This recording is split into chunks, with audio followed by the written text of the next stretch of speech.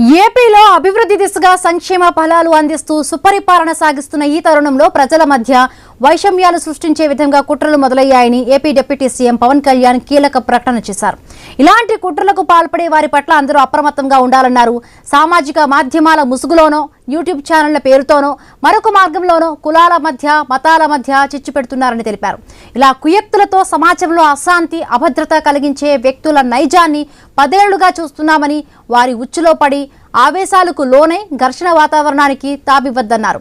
అలా ఆవేశాలు ప్రదర్శిస్తే కుట్రదారులు ఆశించిన ప్రయోజనాలు నెరవేరుతాయని జన సైనికులకు హితవు పలుకుతూ ప్రకటన ఇచ్చారు పవన్ కళ్యాణ్.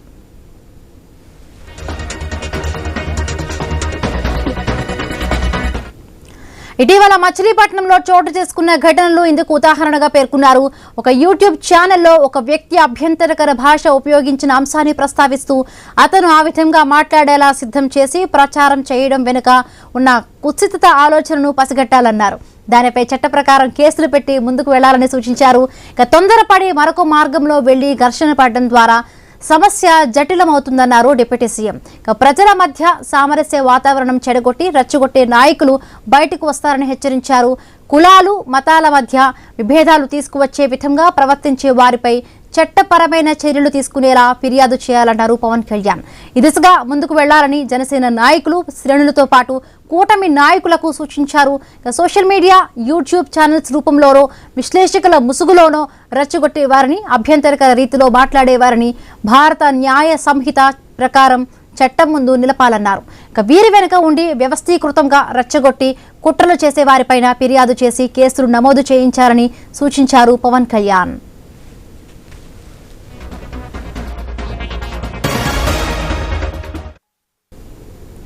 మచిలీపట్నం వివాదంపై పార్టీలో అంతర్గత విచారణ చేయాలని నాయకులకు ఆదేశాలు ఇచ్చినట్టు పవన్ కళ్యాణ్ తెలిపారు.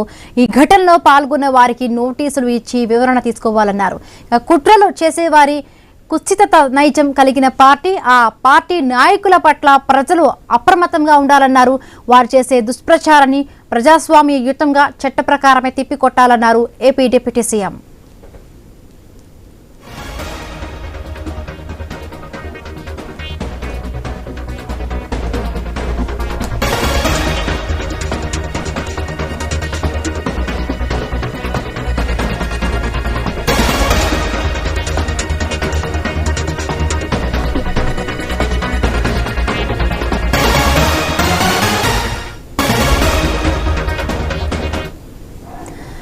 ఏపీలో అభివృద్ధి దిశగా సంక్షేమ ఫలాలు అందిస్తూ సుపరిపాలన సాగిస్తున్న ఈ తరుణంలో ప్రజల మధ్య వైషమ్యాలు సృష్టించే విధంగా కుట్రలు మొదలయ్యాయని AP deputy CM Pawan Kalyan కీలకమైన ప్రకటన చేశారు.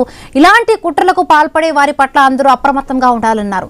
సామాజిక మాధ్యమాల ముసుగులోనో, యూట్యూబ్ ఛానళ్ల పేరుతోనో, మరొక మార్గంలోనో కులాల మధ్య, మతాల మధ్య చిచ్చు పెడుతున్నారని చెప్పారు. ఇలా కుయుక్తులతో సమాజంలో అశాంతి, అభద్రత కలిగించే వ్యక్తుల నైజాన్ని 10 ఏళ్లుగా చూస్తున్నామని, వారి ఉచ్చులో పడి ఆవేశాలకు లోనై ఘర్షణ వాతావరణానికి తావియ్యద్దన్నారు. అలా ఆవేశాలు ప్రదర్శిస్తే కుట్రదారులు ఆశించిన ప్రయోజనాలు నెరవేరుతాయని జన సైనికులకు హితవు పలుకుతూ ప్రకటన ఇచ్చారు పవన్ కళ్యాణ్.